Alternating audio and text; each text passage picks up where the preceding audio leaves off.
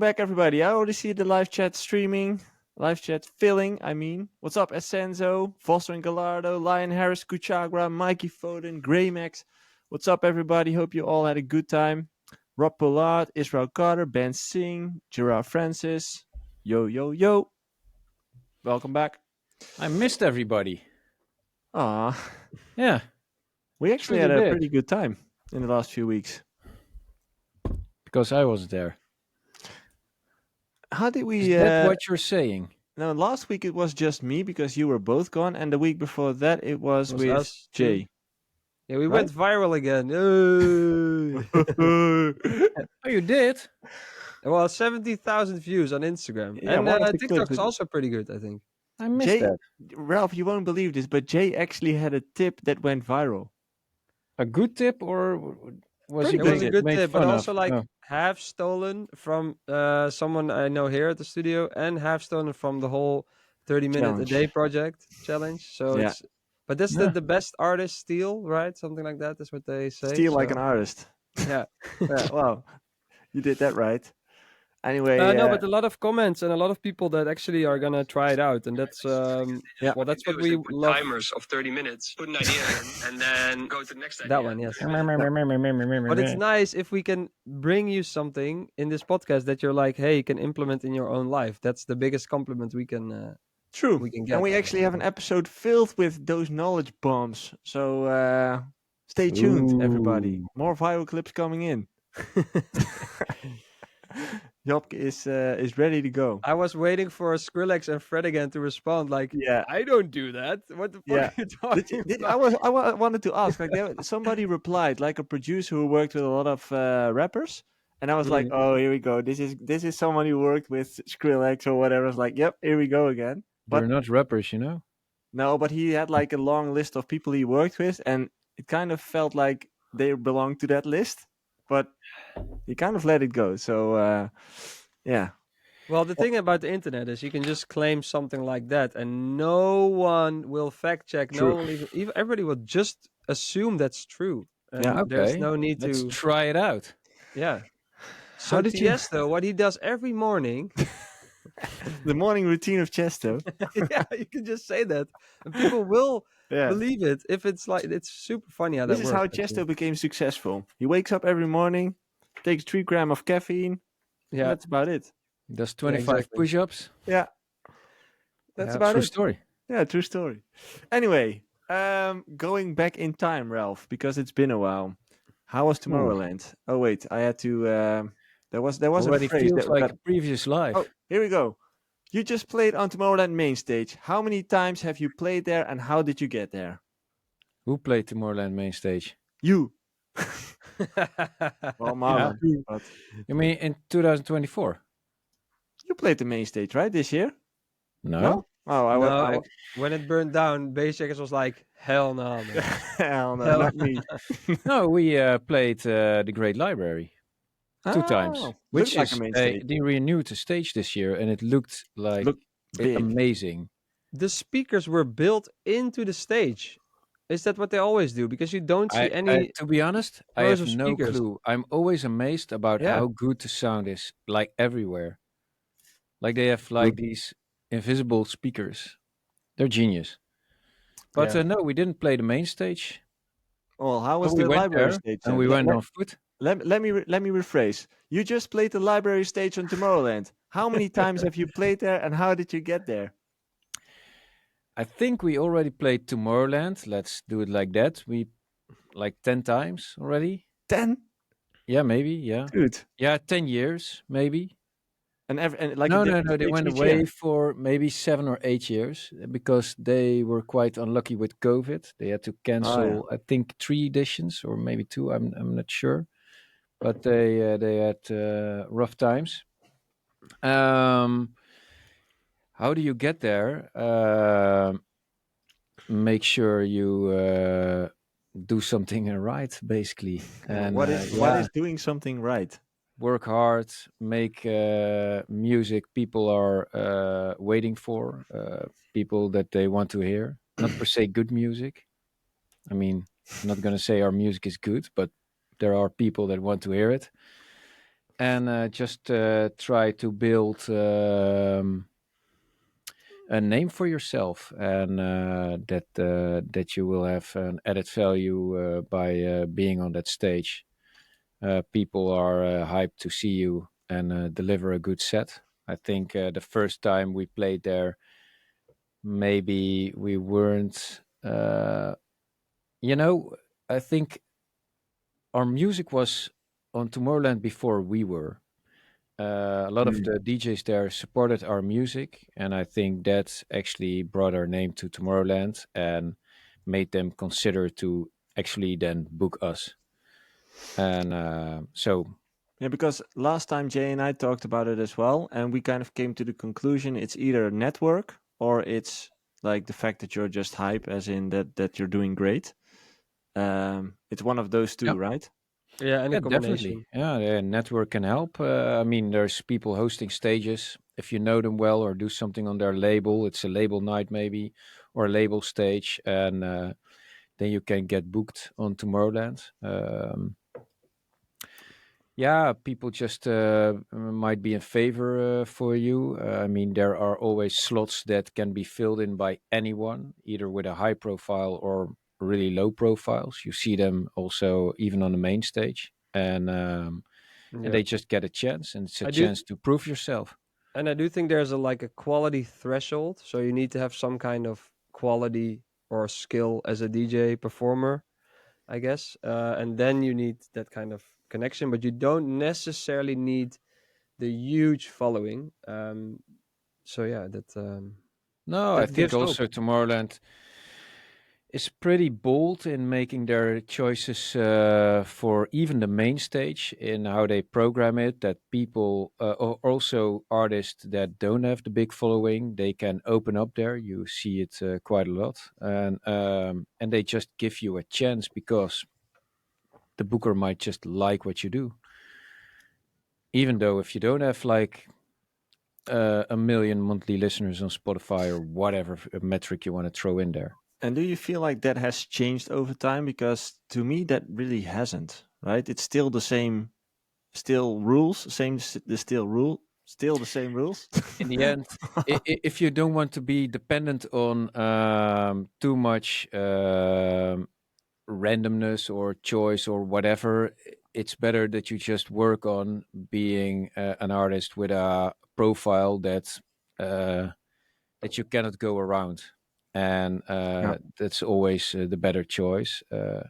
Yeah, you might not be the one that's lucky enough to get to play such a big stage, because somebody over there saw your profile, heard your music, and thought, this might be a good fit. It's lately I've been really into this rabbit hole of building brands, and this is very much connected to it, as in building a brand leads towards those kind of stages. But what stood out to me, and that's kind of what you guys do as well, in my opinion, is your audience knows what to expect. Like you're so consistent that when somebody comes to a show or when somebody watches pieces of your content, they get what they always get, as in Mhm. you're consistent in the output. Yeah. And that's what a brand is about in a lot of ways. Same with Nike, like they've been the same message throughout what, 30 years, 50 years, I don't know. So that's something to really think about as an artist, that you should be consistent with how you communicate and what you put out there, especially with genre as well. Yeah, you would be surprised how many artists that don't have a big following but they operate in such a special niche that they get stages filled like crazy, as Yeah. opposed to some artists that have the big numbers on streaming platforms or whatever, and they don't. You also see a lot of the times that people who have a lot of streaming numbers don't have the following on the socials,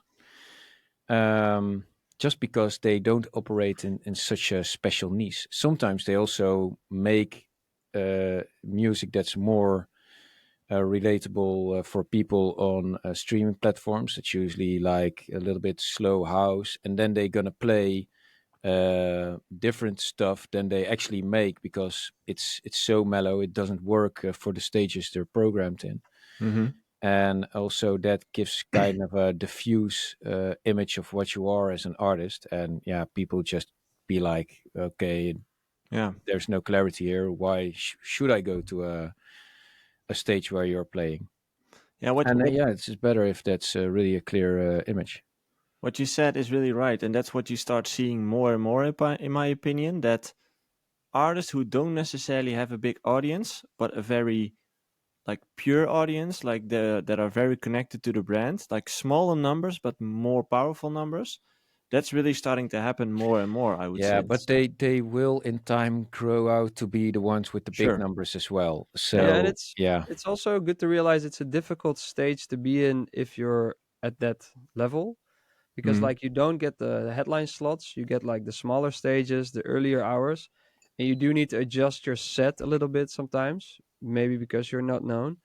But it's important to always incorporate, like even if you need to go more mellow than your sound really is, always incorporate some of your own style. So make it your own mellow. Don't be like, oh, I need to play softer or harder. It needs to be still you, and that's something to really consider, because I've played on a lot of level, let's say headliner to like the smaller stage on a lot of festivals, and you do have a big difference in song selection, or like you can't just put your headline set in a small stage at an early in the day, so you Yeah. need to adjust, which can be difficult, but that's the road to try to become a headliner, I think, and always incorporate something that you stand for. But it's not like your whole set needs to be that.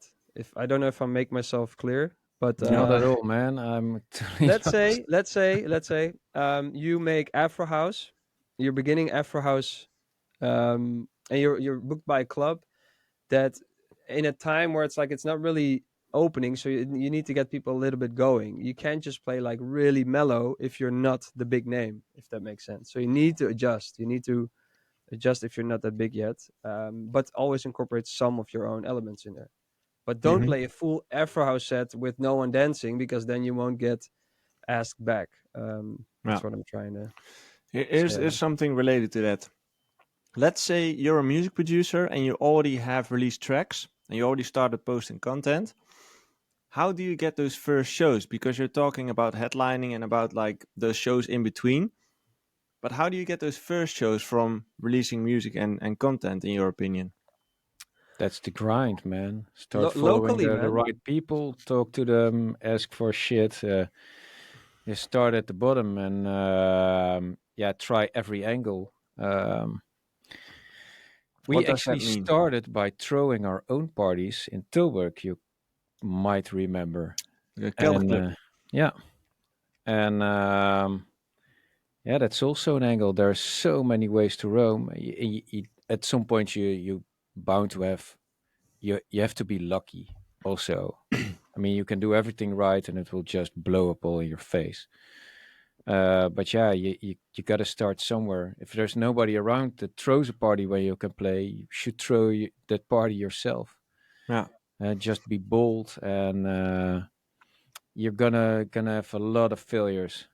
I Yep. mean, And the start first party will have no visitors at all, only your friends. be humble and start locally as well, like your Yeah, local bar. You never know who you run into there, even if it's like five people only drinking beer at the bar. You get some experience, you maybe get some a little bit of money out of it if you're and that's how you build a good. portfolio, Yeah. and you then you have then you can show somebody in a video, this is what I do, and see all the people go crazy, and we're having a fun time together, and this is what I do, this is what I offer, and you just build your portfolio piece by piece. It starts with your own music, maybe, or maybe if not, it's the party, and you can show some images, and this is how I feel a night, and this is the vibe that I bring. Yeah, you got to make that sales pitch eventually, and that sales pitch consists out of different subjects. Yeah, It's And you just got that I get this a lot from artists these days, that it's hard for them to realize what happens in between those bigger steps. But as you said, it's really about that grind. It's about but taking also small steps. it take the point of view of a promoter. I mean, with such a diverse landscape of dance right now, do you really think they know what to book? Also, think about that. Mm-hmm. It's if you do a sales pitch for someone. Let's say you get into contact. You live in Belgium, and you get into contact with a promoter in Spain. Try to give as much clarity of what you do and everything. Make it also clear for them, because a lot of the producers, you cannot expect them to know all the genres and all the heroes of the certain genres. I mean, they have more on their mind than booking the artist alone. I mean, they've security on the payroll, people doing the drinks, the wardrobe. They have to pay their rent and all the shit, insurance. And then there's also for them in their minds a little space that's artist bookings. Mm-hmm. You cannot expect them to know everything. And if you do get try to see also how they think, and try to incorporate that in your sales pitch. So make it as clear as possible. You cannot expect them to look at your profile by themselves. Yeah, and instantly understand what you're all about and what you're doing.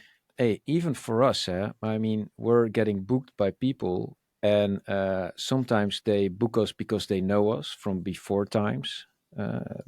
Well, we do different stuff now than, let's say, 6 years ago. But then they're actually amazed. They don't know about our TikTok following. They go like, "What? Do you have this?" They don't even know, and they actually paid good money to book us. But they Can you didn't check. imagine that they cannot know everything?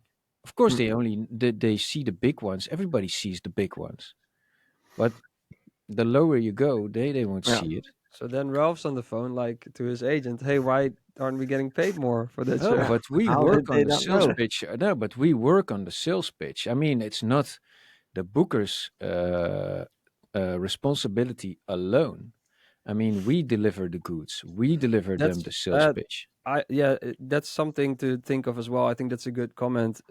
It's your own responsibility in the end. Definitely. Like eventually, you have yourself to answer to as an artist. You're kind of on your own, and people like agents can help you along the way. But it's you that has to have the vision and the belief in yourself. And I think that's key. And even if you then have like not success yet, there needs to be this belief and this vision of like, hey, that's where I'm gonna go, Yeah. or this is what I have to offer. Even if things don't work out for a while, you still have to have that like belief in yourself as well. I think it's also good to realize that, looking at it from a manager's and a booker's perspective, that if you're not that big yet, they are also taking a risk with working with you. It costs money. It costs money. Like they have to invest time in you without making any dollars, any money, for about at least a year before To they be get honest, any returns. I think people overestimate the importance of having a manager. Yeah, me too. They think like, okay, I have a manager now. Now I have the network. Now things will start rolling. Yeah. Yes, buying yourself into a network might definitely work. It's a good way. But eventually, I mean, the world is so transparent. You can get into contact with the big DJs way easier than a manager. To be honest, if some manager contacts me, although that's how we did get into contact with Brooks, so it works sometimes, but a lot of the times it also doesn't work. What does work is keep sending music to everybody you might think that might play it. Yeah. You will get noticed. Everybody's on the lookout for new, cool, exclusive stuff. Yeah. I actually And had if they don't pick it up, might also be the quality of the music. I actually had a client yesterday giving a real life example of this, as in he was mentioning that he was sending music towards a bigger DJ within his genre for a longer period of time. And that artist was actually responding, but he was responding with, "I'm not going to play your songs yet." As in, I can hear something in there, but I'm just waiting until you send me the right song. So that's also an example of like, just keep sending. Like, you might not be there yet, but the people on the sidelines are watching you, even though if you're not aware of it, like management, bookers, I also have a story of somebody who noticed that there was like a WhatsApp chat between managers who were sending like accounts of upcoming artists, like, hey, have you seen this guy? Have you seen this girl? Like, those people are always scouting for new talent, and that could also be you. So, yeah, it's something to be aware of at a certain point. But don't be too much focused on the manager. I think a bookings agent, a good one, is always a good thing.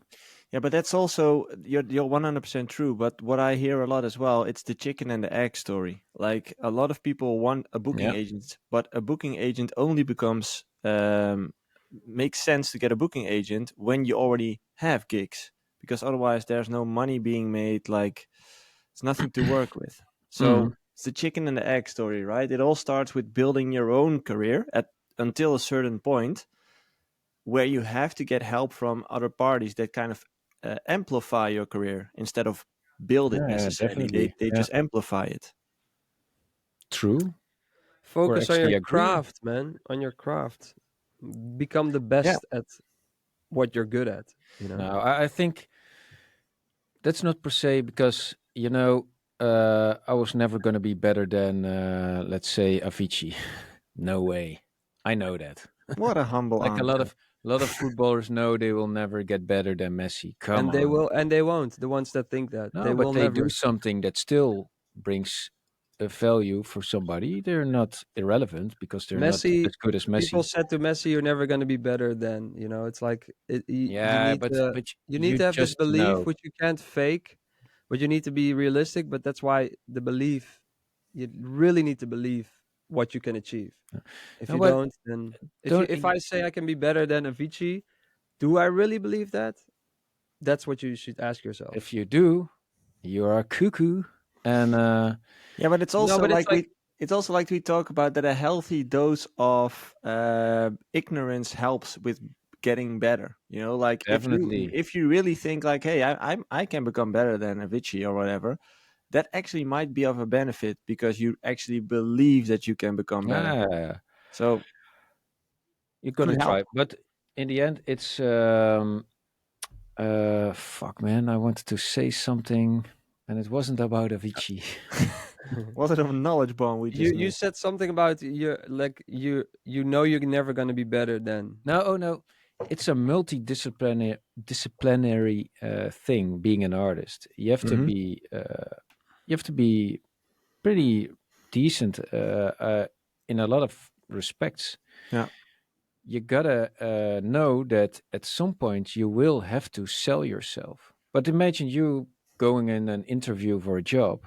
You also have to sell yourself. I mean, you have some knowledge, you can do something, you have value for an employer. You want the biggest salary you can get. Make sure you can sell yourself. If you have the skills, but you lack the skill of selling yourself, you will operate eventually for a lower salary. That's also okay, but don't underestimate. You have to be pretty decent in a lot of respects when it comes to being an artist, and especially the smaller you are, the more you should be able to do, and you should also learn that. True. Sorry, I was just I had an idea and I wanted to Checking throw that out. TikToks. No, I had an idea and I was like, okay, this needs to get out. What time is it? 24. Okay, we have to go to the community questions, people. Community question. Hey, this is something we haven't heard for like 3 weeks. Community questions. Hey, community questions. Every week Community you can questions. send it. Every week you can send in your questions into our Discord community, which we will take into this episode and answer each week. So if you're not part of that Discord yet, the link is right in the description of this episode. You're more than welcome to join. Over 700 people already. Oh, and by the way, last week we surpassed the 1,000 subscribers on YouTube. We had a small celebration here in the live stream last week, but now we can do it all together. Yay. Awesome, man. A win is a win. That's what we decided. Hey, A a win win is definitely is a a win. win. I mean, the Exactly. first 1,000.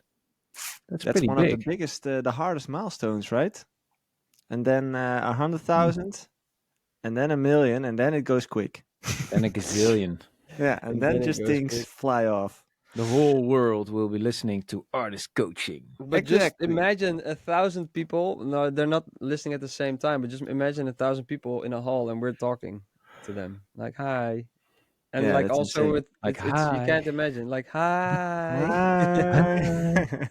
You can't imagine how many people actually see our stuff. So thanks, guys, for. Well, the reach is much bigger than thousands. I Much know, bigger. yeah, I know. But like through all the reels and stuff, and Yeah, tens It's of thousands. insane when you think about how cool it is that you can reach quite a lot of people and From as you your say, chair.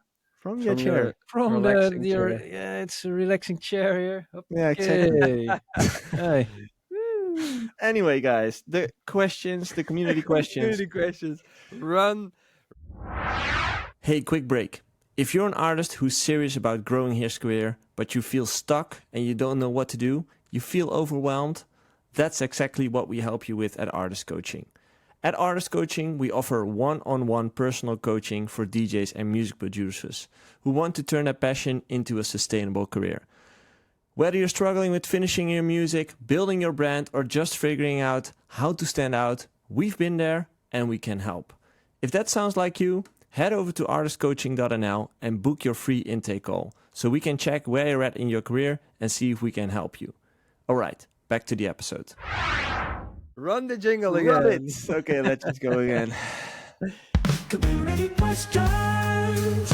Let's go. Let's go to the first question, which is from Mikey Foden. He said, I found out through YouTube that someone has the same melody as me in a track I've been working on. I know we both use the same royalty-free MIDI, but his track hasn't had much traction from what I've seen. His was released in 2018. Do you think I can still release it, knowing I have the same clearance as him? And should I just self-release it? Ooh. Difficult one. Yeah, actually, I have no clue. It's actually, if somebody already released it, it's kind of a copyright issue. That's a royalty-free MIDI. Yeah, but what was first, his thing or the MIDI or? Yeah. His track hasn't had much traction from it. It was released in 2018, so that's already released. Okay. Let's say, man, this is blasphemy, but totally ridiculous example. Hypothesis. Avicii Levels came out of a MIDI pack. That's not true, right? Before we That's get any definitely gossip. not true. Okay, yeah. But let's say, and it became this big hit, which you did, and then you run into that same MIDI and say, I'm going to use it as well. I think that's copyright. But it's a royalty-free MIDI. I don't know exactly how like the automatic systems would judge it because they can flag it and then it would get taken down easily, I'm afraid. Eventually, legally, I think you're good because you can say, hey, we both got this MIDI pack. But like I said, with all the flagging systems, all the digital music, the one of the original release is gonna like flag your release and be To like, be honest, they I stole think this, if and then you it's gonna release be a too late. melody right now, it's your melody.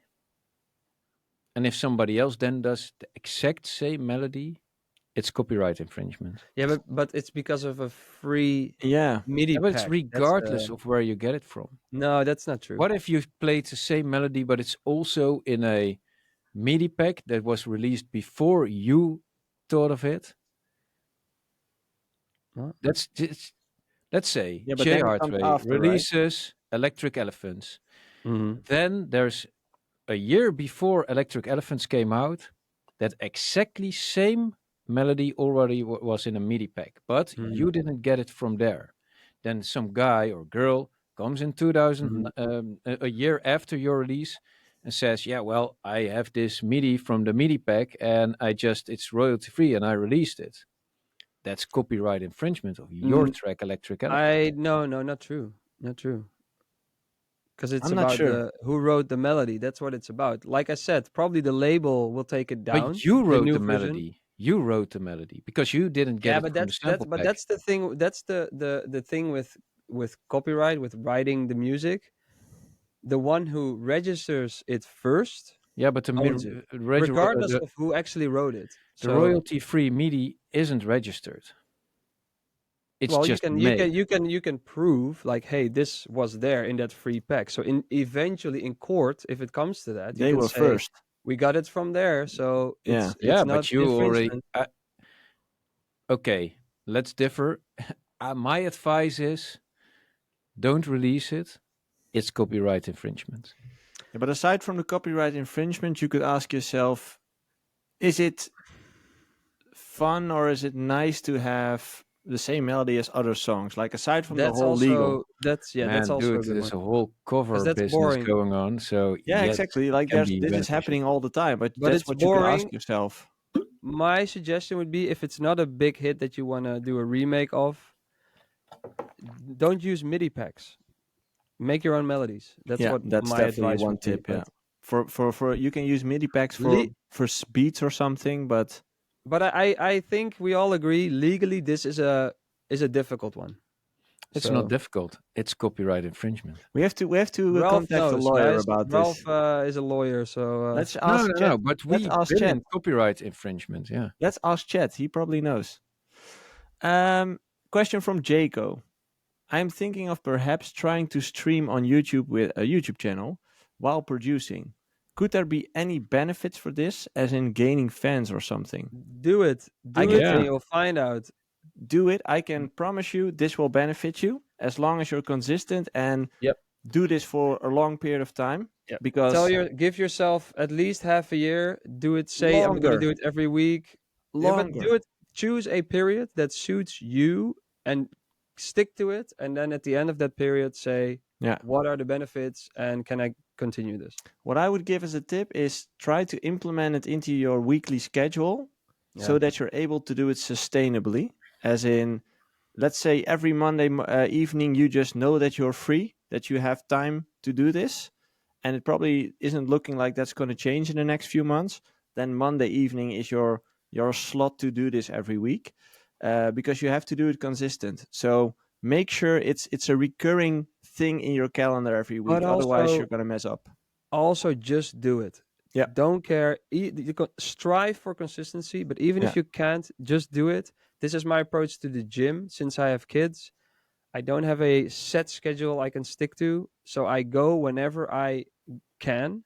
And this works for me. I go 2-3 times a week, and it's almost never the same days in the week. You're pretty unique in that, to be honest. Like for most people, it actually is the reverse, as in it helps to have a system. Otherwise, they won't go. No, it would help, but I realized in my schedule it doesn't work for me like that. Yeah, but exactly. I still have Why? to Why have is to go that? because my head is just chaotic. My life isn't. I don't live according to my agenda.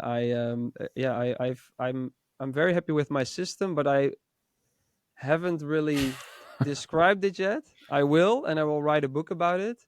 And 50 years from now, people will be like, "Wow, this guy got it. Amazing." 50 years from now. 50 years from now, they will still talk about my book. You actually are pretty different than all the other people in that. As in, I would definitely recommend to have Yeah. some sort of structure. I say strive for that, but this is the Yeah. problem But with why them missing. don't you? Let me finish. Let me finish. This is the problem with you do it every Monday, you miss a Monday, and then you miss another Monday, and then you're like, oh no, this is my whole schedule.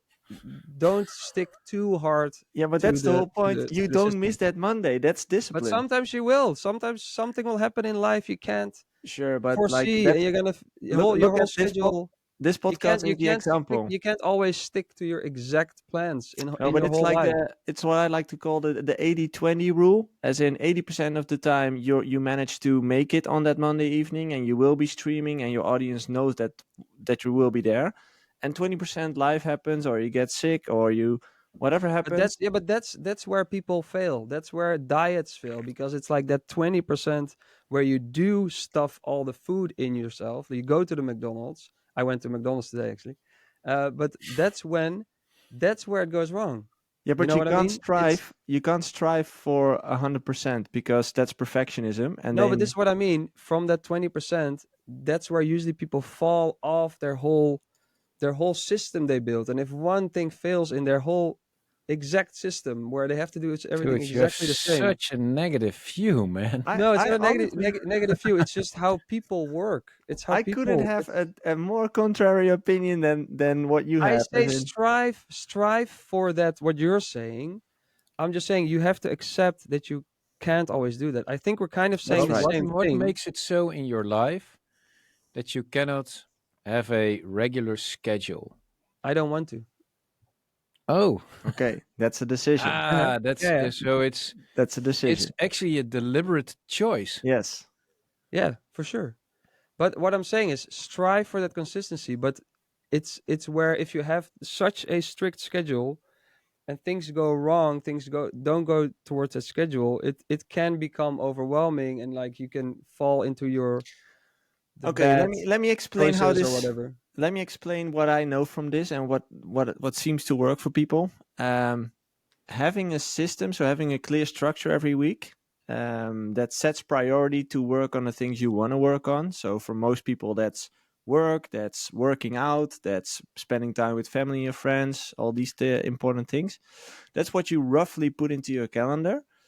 And then some of those things might be changing because life happens, but you always need 20% of flexibility in life where you are able to say, okay, it's okay if I miss one workout because this birthday is more important.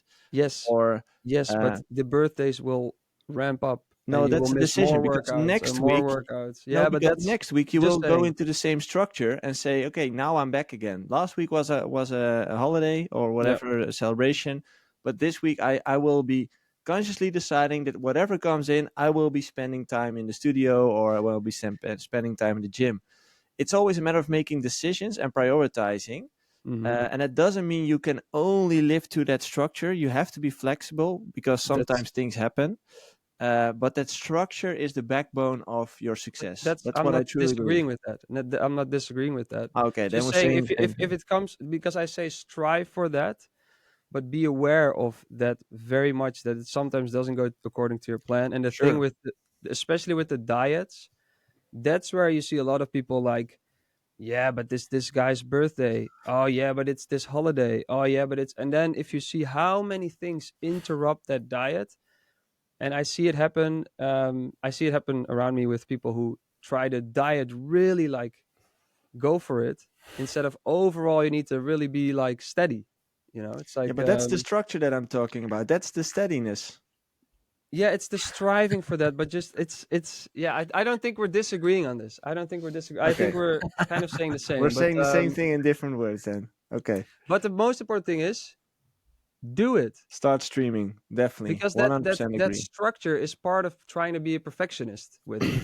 That's what I'm and that's where that can be a downfall as well a little bit, I think. Oh man, your mind works in a wondrous way, I'm a hard lost. way. Well, but that's the thing, my mind works in a different way. That's why I will write a book and you'll be astonished. You're a very Okay. special boy. Did you For already sure. start? For sure. I did not start Yeah, with because the I double don't dash, like dash, writing, so I dash. probably will never write the book, but it's also not one of Point my made. goals. Yeah. But Okay, yeah. next question from Rob Pollard. How to capitalize and make the most of a big DJ commenting on your TikTok video showing your remix of their song. For context, James Hype recently commented on some fire emojis on my video previewing my remix of his new track. So how to capitalize the most on that? Yeah, I think all you can do is that you make a post, James Hype approving my remix, and While hearing the remix in the background. Yeah. I think also Josh said that as a reaction. Yeah, Josh had a good comment, as in that actually happened to him as well. With that, which was it? I don't know. Maybe you should make a TikTok of you reacting to James Hype commenting on your video. So that's a you can whole. also always, you should definitely send him a message. Definitely, And, yeah. He already has sent the remix. That's what he mentioned. yeah, I and also then see can I send you some more stuff? Yeah. Yeah. Rob also said my first thought would be that, but I'm a terrible actor. I actually gave this a go, and it just felt super inorganic and awkward. Have you Well, tried what doing you- B-roll? Yeah, No, that's. I was no just gonna face, say. just voice. That's also an option. Yeah, you just put Yeah. a camera somewhere of you Sometimes, standing in I a mean, forest or whatever. Yeah, social Forced. sometimes feels so awkward, man. Like, oh, look at us, we're going viral, yeah, man. Dude, it's- LinkedIn is just God. If you Yeah. read the But it posts on works. LinkedIn, It Ugh. works. I mean, there's like a lot of artists. I mean, it's how you present yourself. It's Oh. all make believe, and it's just weird and cringy. And yeah, you can play the game. It's a Hey, choice. hey, we got Mr. Melodramatic coming in with another donation of $20, I could everybody. not hear what you said because the clapping is way too loud. Sorry, man. We got Melodramatic coming in with another donation of $20 coming in. Coffee break. Hey, Dude, He says, "I keep doing it until you figure out how to get it. I keep doing this until you figure out how to get it out of Google." Well, should I mention him that we figured this out 3 weeks ago? did you now? I did. Already? It took me 18 IRS forms. It takes me, I don't know how many things to fill in, but we finally made it why haven't I Wow. seen a single cent? because I haven't been paid out yet. There's like this payment bar, this payment Yeah. I thing. know. So Melodramatic has comes to pay together more. with the appraisal of your book. Tell melodramatic about that bar we need to reach. That bar is about No, $1,000 just kidding. bucks. So We appreciate it, Mr. Mello. yeah, we appreciate it, man. Thanks, and we hope to see you at ADE this year because I know you will probably be there. So that's gonna be fun. Let's go back to the questions because we have a question from the one and only Josh Letiche. And for all you guys, it's a producer nerd question. Yay! Hey. Have you tried multiband clipping? I saw Bram from this mix's sick make a video on it, and curious to know if you've tried it. No, I Over always to use a Rob. separate clipper. So Sep- no, I'm sorry, man. That's the thing. Yeah. Can be, yeah. You know, I'm now clipping way more on my separate channels also, limiting even. I didn't always do that. Kinda, yeah, it's not the same, but yeah, it can work. But I Okay. don't feel the need to. Yeah. Clip Gang. Yeah, we actually talked about this in the group call, the artist coaching group call last week. He mentioned this as well. And I can remember somebody else did it as well, but then, or just did it per group. And then from that group, he sends it to the Yeah. master. Yeah, it's always a good thing, and you want to eliminate peaks. Clipping can also have some cool effects on your sound. Thread wisely. It's don't overuse. And yeah, to be honest, I also noticed in my own productions, you're always on the search for getting more out of a production, a certain sound. I think the world is living in a way more distorted era than we did a year ago, and clipping definitely works with that. And I started clipping mainly also leads in my tracks themselves. So yeah, even less peaks into the master channel. Okay, perfect. Next question is from Martin Stevenson. Any ADE tips? I want to go there this year too, but it looks like all the hotels are gone. Can I please crash on your sofa, Jay? That's probably not going to happen. Hey, every sofa has its price. True. Well, we do have a spare room, so maybe we can figure something out. I can't say the whole week, but we can definitely figure something out for a day or two, maybe. If you take care of the baby, you can stay. That's the deal. You take the Yeah. little baby monitor. Yeah. You go. You do the when they're kids. crying. You do the diapers, the poopy diapers. Yeah. Then you're having yourself Exactly. a bed. No, in all seriousness, because I see many people coming to ADE. If you're in the chat right now, and you're coming to ADE, let us know in the chat. Just a quick mention, fresh off the press. if you are part of the Discord, you should go to the announcement section because the tickets of our event are live. Yay! And if you are in the Discord, you get a 10% discount, and that runs till this Sunday. So if you want tickets to our event with ADE, go to the Discord before Sunday and claim your seat, because there's not that many seats, to be honest. So yeah, just know that we'll be hosting our own event on Friday the 24th in Amsterdam. So that's going to be fun.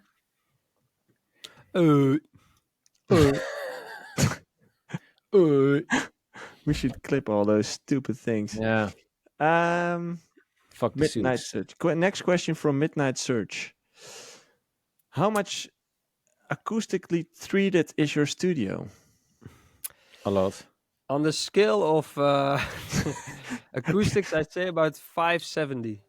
If you're watching, There's no single reverb coming into that room. You play a sound, it's in the like- other side of the room, you won't hear it. It just evaporates. Gone. It's just gone. feels everything. Like every dynamic, it just gets. No, actually, I still have some spots that kind of give a resonance, but yeah, I'm I fine have with it. these on the walls, these in all the corners, and then also on the back I have a row of those, if you can just see here, and on the walls and on the ceiling, and that's it. But Yeah, you know what you just when you're trying to improve your room or whatever, just go everywhere in each corner, and if you can then get the resonance sound, treat it, and you can't go wrong there. This What is are you there's laughing at? there's waterproof, cool, waterproof advice here. there's cool No, but videos. it's easy. It's just easy. It works, and There's you cool can you videos. also can get like this room for 100,000 euros, Yeah, it's insane. and it is better than my self-fabricated thing. But There's how cool much? videos about creating your own acoustic panels, which I'm doing for my home office, which is just a fun little project, and it's very cheap. Also, ask ChatGPT what you can do, like homemade solutions for better acoustic treatment. And you gotta accept that every room has its own sound and imperfections, but you can, if it's like quite, let's say, non-reflective, so it's like quite what Ralph just said, like no weird sounds when you clap. It's you can get used to the room, and then it's you can learn how Yeah. this room translates to the speakers in your car and in your phone. He and says, stuff I like that. have these rock wool panels. They make everything dry. Yeah, then you probably have too much. As in, No, but try is okay. But just get to know the characteristics of how your room sounds, Yeah. and you'll be fine. Use a lot of references. there's also all the time. this trick, right? Like if you sit in front of your screen with a mirror or something, like the first reflection Yeah. points, like Yeah, these if should you be then look into the mirror, then you see a stupid dude who believes it's true. Oh, it's yeah. not true. I don't know. Yeah, I used to do it, but it's been debunked. But Okay. you know, it doesn't matter that much. That's just make sure there's no weird resonance anywhere in And the room. You'll be fine. It doesn't matter at all that much. I made part of Wizard in my parents' house, their attic. The Yeah. good thing about that room was it had carpet, so that made the room already like acoustically good enough. And that track was played on many Yeah. big stages, so it doesn't. Same for Doesn't matter. Hardway, right? Like if you remember his old home studio, how that looked, and if you've seen that room, it was. If you look I've at, seen it because there's a video where Joey is also in that room. yeah, it's true. But if you know how that room is, like with all the corners and stuff, it's undoable. But somehow he managed to work it out. He just knew the room by sitting there 8 hours a day for 10 years straight. So that's probably the biggest tip here. Get to know your room. I also see in the chat a lot of people talking about Sound ID. That's a great thing. Is Don't that know what? Maybe that's what like measures your room. Yeah, I think that's and it. Like then, software or has something. some EQ application on it. Yeah, and don't buy all the crazy expensive panels. I mean, they actually just You can make them yourself very easily, very cheap. yeah, or just buy the cheap ones if you don't want to make them yourself. It's all fine. Yeah, but they I think all work. these ones from Auralex, I think they were very expensive for Yeah. For what they are. Yeah. Yeah. Mine were to like be honest, 30 bucks. hey, just go to Temu. That shit, I don't Temu know. probably has a lot of Foam that is shit. foam. Yeah, In Mm. most cases, foam is foam. it's yeah, exactly. Yeah. By the way, they mentioned And that sound. ChatGPT, guys, ChatGPT for this kind of. Yeah. You can even take pictures of your room. You can Yeah, put ask your ChatGPT, measurements hey, in. where do I need to put stuff? It can really help. Yeah. By the way, Josh mentioned that Sound ID is SonarWorks reference. They just rebranded. Oh, I don't know the other one as well. Yeah, it's this little thing that you can put on your desk, right? That measures the frequencies and changes, as Jay said, like changes something in Ah. EQ or something. So yeah, that's it can work really well for untreated rooms and for treated rooms as well. But like yeah, because sometimes a room does have too much of a difference with like the reality, let's say. Yeah. So then you go to your car or you play it on a festival and there's too much bass or not enough of it. Then yeah, you need And You to. know that I actually, when my first house, I asked this guy from the Netherlands, Jan Morel, Jan Morel, yeah. to do it, and cost quite a lot of money. And I thought to myself, man, he will like measure this thing and it will be optimal. But to my own surprise, he just started putting the things on the wall, didn't even look, measure, or anything. I just asked, like, he said, "Oh no, I just put them on, and yeah, then we'll see how it sounds, yeah." You got And ripped off. I mean, probably he's a nice guy, and we had a good laugh, so totally worth the money. But if you don't have a lot of money, probably you shouldn't do it. I mean, Yeah. it's all fine. Just make sure there's no weird sounds, weird references, and you'll be Yeah, and totally okay. I see people commenting just wear headphones. No. I'm horrible on headphones, and what it then turns out to be, I can't work on headphones. I'm Mm. gonna do a bold statement here. You cannot mix properly on headphones. Shots fired. Yeah. Only if you know the numbers, like if you're very technical and know the numbers you need to look for in a sub bass with a certain key and a frequency, but then you're like professor level. So Hey, talking about that sub bass, did you notice that Calvin Harris, this is a question from Future, by the way, did you notice that Calvin Harris recently commented on a post that he hates sub frequencies and that it often ruins his songs because it takes away from all the other nicer frequencies? If you didn't have your studio and only had headphones, how would you level your sub, and do you think using a little less can make it sound better live? Yeah. So depends on what you're making. yeah, and it's such a like general statement. I don't like sub bass. I I mean, think it depends on the music genre as yeah, well. yeah, and where you listen to it. So if you make Yeah. music for the clubs, you will have to have some sub in there. Yeah, it So depends. I like Gucci by Odimel quite a lot. Jopke hates Really? it. Yeah. I didn't notice you like I that. mean, it's song. one of the most played tracks of last year. And, I don't care. I don't like it. Odimel, it's an anagram nothing of against melody, but apparently there's nothing people against here the in the room whole that don't song. like melody and dancing together. Nothing against the whole song. I just don't like it. It's the beauty of music. You can hate Mozart. It's the best thing ever. You can have an opinion on everything. That's what's nice Definitely. about And music. it's like I say, some dislike dancing and melody. Huh? You. Some like it. That's He's such Me? a dumb, He's such a that's such a bastard. dumb take.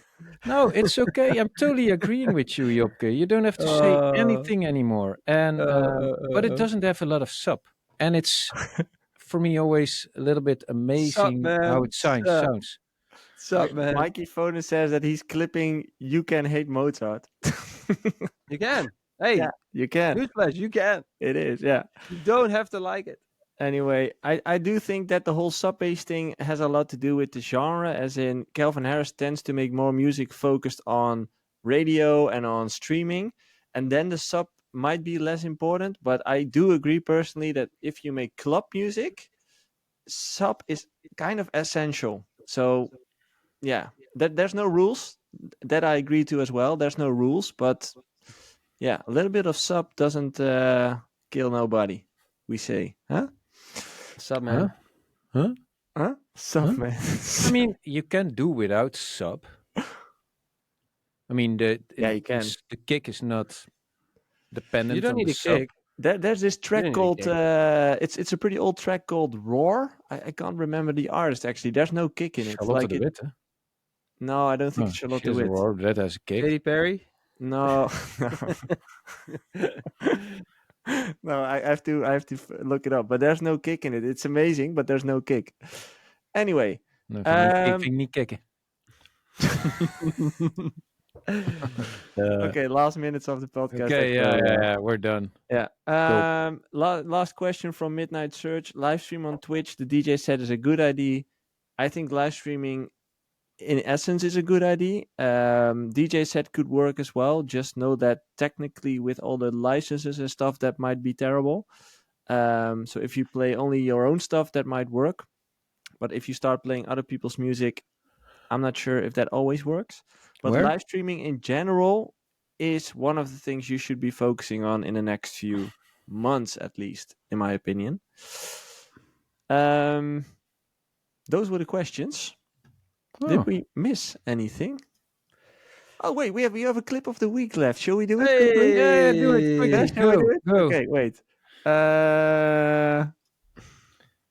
Clip of the week. Hey, clip of the week. As always, we also take care of a clip of the week. We discuss a clip that someone sends in, and we discuss what we think about it. And this week we have a clip. Volume James warning Hype. or Watch out for your volume, guys. Alright, so you should absolutely spend more time learning to produce than learning to DJ. 2 reasons. Producing is way harder, so it's going to take you way longer to learn. And also, the returns from producing are way bigger. Like, if you make one track that people like, all of a sudden you'll get booked to DJ anyway, even if you're not even a good DJ. Alright, so you should. He's not wrong. So, just to clarify, James Hype mentions that you should be spending more time on music producing than learning how to DJ. That's a choice. But if you're talking like what he says, if you're taking success as a thing, then yeah, he's not wrong. So he's right. Becoming famous by being a really good DJ is harder than Yeah. becoming famous. Who making was a the good last hit. one that kind of broke through just because of the DJ skills, you would James say? A Hype? lot of DJs right now playing the hard techno scene. Yeah, James but Hype as well, I think. James Hype probably, but No, he had I think- Ferrari. Yeah, but that's Yeah. like he was already building a huge profile, Yeah, and I but think man, that Ferrari put him just from like catapulted him into. yeah, but still he was already doing I love very all those well. memes he's Yeah, in. that's true. booked around the world, and then Ferrari came. So for him, it might have started with his skills, but it was Ferrari that pushed him through. Producing eventually pushed him Yeah. to the next level for Exactly. Okay, fair enough. Let's see. Do you guys But have hey, if you anything to don't share? like producing, fuck that shit. Just What? play. If you don't like producing, fuck it. Just be a DJ. Yeah, but if you want to like make a career out of it, having productions really helps. Yeah. Yeah, the only thing he's not wrong. Yeah. Yeah, exactly. Okay. Anything to show, guys? Something you're working on right now or is coming up? You know, I think everybody just should go over to our socials, check out the set we did at Tomorrowland. It's quite representative of what we're doing and have been doing. And make sure to follow us everywhere and comment on us and give us feedback if you want hear something different or have cool ideas or think something's really shit. I like reading those things. Great.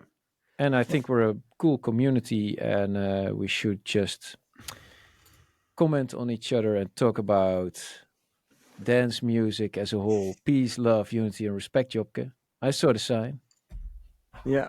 Jopke, anything to show? My track Pictures has been out in exactly in the holiday. But How's it's the been streaming doing? pretty good. It's like over 100,000, which is for me really good. Just it's shame that it didn't reach any editorial playlists, but that's just really hard these days. Dude, But I mean, what is fun to see we get with no that one? editorials at all. No, same. But what is fun to see with that one is like normally when I with my tracks go to the radio of the track, it gives me a lot of really like old school big room music in there. With this pictures track, it doesn't, which is kind of cool to see. And there's more stuff like that coming up. So put that track in your favorites, and you'll be the first to know when a new track comes out. I'm working on a lot, and I'm excited. Okay. For all the listeners who are still here, don't forget about those ADE tickets. If you are attending ADE this year, make sure to check out our event on the Friday, where we will be hanging out together, having lunch, but also learning a lot of stuff.